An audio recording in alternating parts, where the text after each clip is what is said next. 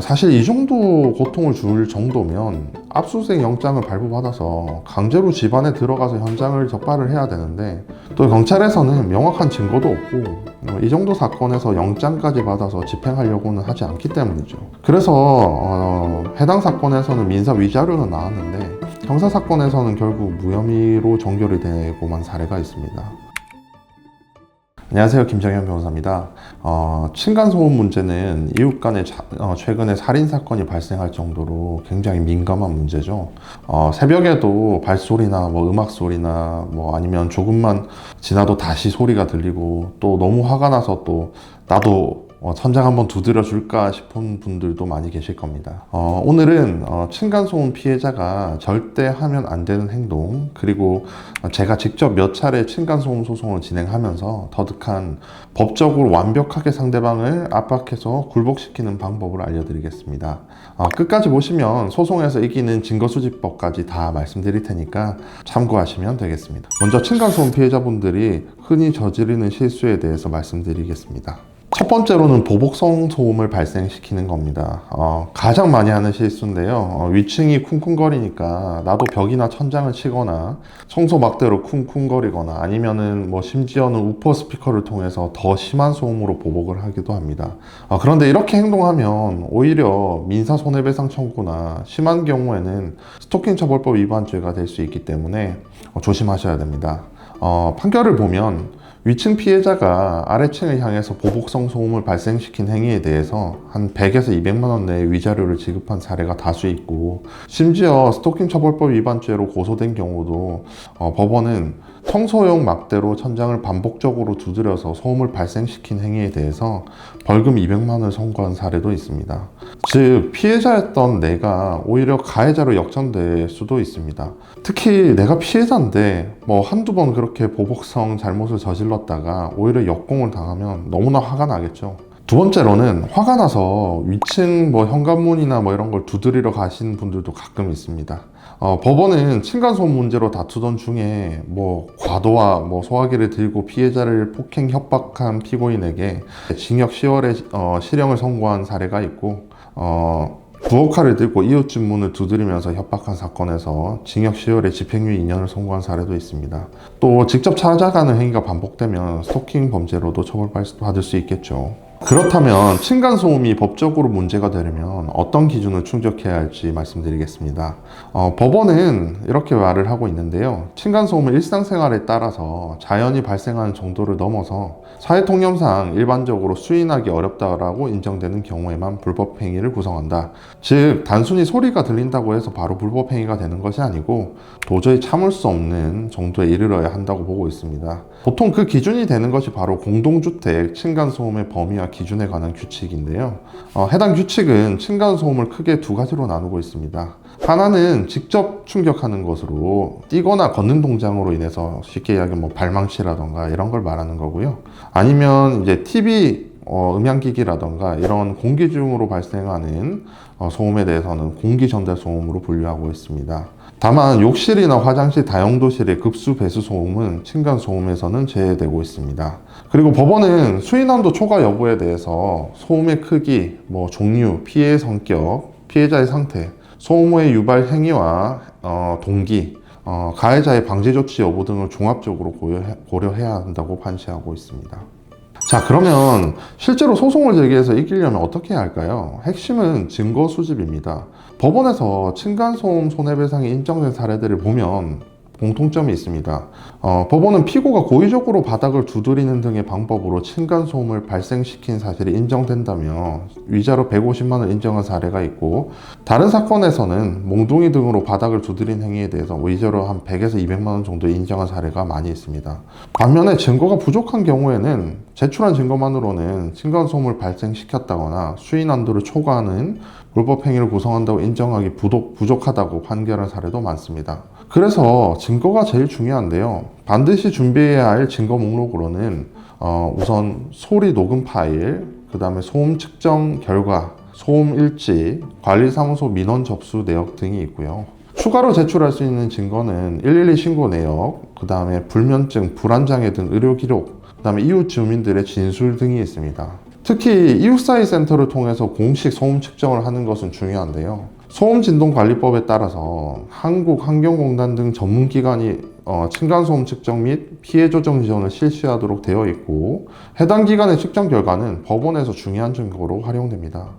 다만 제가 실무에서 해보면 이웃 사이 센터를 통해서 소음 측정하는 것은 실제로 측정하는데 다소 시간이 많이 걸리기 때문에 층간소음 전용 녹음기를 부착해서 소음의 데시벨, 그다음에 소음의 발생 시간과 빈도 등을 측정해서 증거로 사용할 수도 있습니다.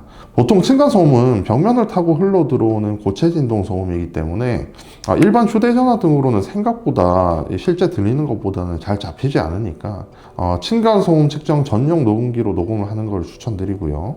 또 소음이 발생될 때마다 관리사무소에 민원을 제기하고 내역을 확보하는 것도 좋습니다. 그렇다면 보복도 안 되고 직접 찾아가도 안 되면 합법적으로 압박할 수 있는 방법은 단계적으로 어떻게 있을까요? 첫 번째로는 먼저 내용 증명을 보내보는 것도 좋습니다.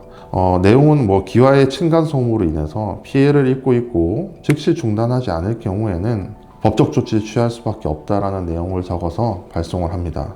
내용 증명은 상대방이 소음 문제를 인지했음을 입증하는 증거도 될 수 있기 때문에 보내놓으면 좋고요. 이후에도 계속 소음이 지속되면 상대방의 고의성을 입증하는 데도 도움이 됩니다. 특히 변호사 사무실의 도움을 받아서 법적 조치를 경고하는 내용 증명을 보낸다면 훨씬 더 상대방에게 강한 압박이 되겠죠. 그리고 두 번째로는 아까 말씀드렸듯이 이웃 사이 센터에 층간소음 측정 및 조정을 신청하는 것인데요. 무료로 소음을 측정해주고 분쟁 조정도 지원합니다. 다만 이 과정에서 상대방이 조정을 거부하거나 측정을 방해하는 경우 그 자체가 불리한 정황 증거가 됩니다. 실제로 법원은 피고가 경찰의 소음 확인을 거부하고 이웃 사이 센터 측정 의뢰도 거부한 사실을 불리한 정황으로 고려한 사례도 많이 있습니다. 다만 앞서 말씀드렸듯이 이웃 사이 센터 층간소음 측정에 다소 시일이 걸리는 것으로 알고 있기 때문에 전용 소음 측정기로 녹음을 하는 것도 방법입니다. 그래서 증거가 충분히 쌓였다면 민사로 손해배상 청구 소송을 진행할 수 있습니다. 법원은 층간소음의 지속 기간이나 크기, 소재기, 경위 등을 종합해서 위자료를 산정하는데요. 통상적으로는 사실 생각보다 위자료 금액이 크지는 않습니다. 보통 한 100만 원에서 많으면 한 500만 원 수준이 있는데요.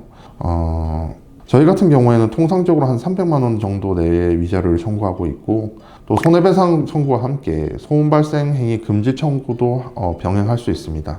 다만 손해배상 청구가 인정되지 않으면 손해발생 행위 금지 청구도 인정하지 않는 경향이 있기 때문에 우선은 손해배상 청구가 선행되어야겠죠. 그리고 그 정도가 너무 심하고 또 반복적 지속적으로 소음을 발생시켜서 불안감이나 공포심을 유발할 정도에 이르렀으면 스토킹처벌법 위반 행위로 고소할 수도 있습니다. 형사고소는 일단은 상대방에게 심리적 압박을 주는 동시에 수사 과정에서 확보된 증거가 민사소송에서도 활용될 수 있다는 장점이 있습니다. 다만 일반적으로 형사로 처벌하는 것은 제가 해보니까 그렇게 쉽지는 않은데요. 형사사건에서는 고의적으로 반복해서 불안감을 유발할 정도의 소음을 일으키고 있는지에 대한 증거를 입증해야 되는데 이게 생각보다 쉬운 것은 아니거든요. 제가 했던 사건 중에 아래층 사람이 우리가 소음 방지 매트도 시공도 하고 최대한 소음을 안 내기 위해서 노력을 했는데 갑자기 이유 없이 계속 조그만 일상 소음만 들린다고 해도 소음 발생 우퍼를 천장에 봉으로 연결해서 반복해서 소음을 발생시킨 사례가 있었는데요. 저희가 경찰에 요청을 해도 상대방이 경찰이 출동하면 끝까지 문을 열어주지 않아서 사건 현장을 적발할 수가 없었습니다. 참 답답하죠. 그래서 사실 이 정도 고통을 줄 정도면 압수수색 영장을 발부받아서 강제로 집안에 들어가서 현장을 적발을 해야 되는데 또 경찰에서는 명확한 증거도 없고 이 정도 사건에서 영장까지 받아서 집행하려고는 하지 않기 때문이죠. 그래서 해당 사건에서는 민사 위자료는 나왔는데 형사 사건에서는 결국 무혐의로 종결이 되고만 사례가 있습니다. 자, 오늘 내용을 정리해 드리겠습니다. 피해자로서 절대 하면 안 되는 것은 보복성 소음을 발생시키는 것, 이것은 스토킹 처벌법 위반이나 민사로 역공을 당할 우려가 있기 때문입니다. 그리고 직접 찾아가서 항의하는 것도 하시면 안 됩니다. 그리고 화가 나시는 거는 당연하겠지만 감정적으로 대응하기보다는 말씀드린 대로 소음 일지 그리고 녹음, 공식 기관의 측정 관리사무소 민원 내역 등을 단계적으로 확보해서 첫 번째로는 내용 증명을 발송해서 경고성 및 상대방의 고의성을 입증하고요. 그 다음에 이웃사회 센터에 조정을 신청하는 것도 고려해 볼 수 있겠고, 증거를 토대로 민사손해배상 청구나 방해행위 금지 청구 등을 할 수도 있겠습니다. 그리고 정도가 너무 지나치고 고의적이고 반복적이라면 형사고소를 고려하는 것도 방법이 될 수 있을 것 같습니다. 층간소음 문제는 감정적으로 대응하면 오히려 내가 가해자로 바뀌기도 하고 실무에서 역공을 당하는 경우도 굉장히 많거든요. 왜냐하면 이웃 간에 서로 감정이 매우 악화되어 있는 상태이기 때문입니다. 따라서 법은 증거를 가진 사람의 편이기 때문에 쉽진 않겠지만 최대한 냉정을 찾고 도저히 못 참을 정도의 층간소음이고 계속 개선이 안 된다면 법적으로 단계별로 대응하시기 바랍니다. 오늘 영상이 도움되셨다면 좋아요와 구독 부탁드리겠습니다. 감사합니다.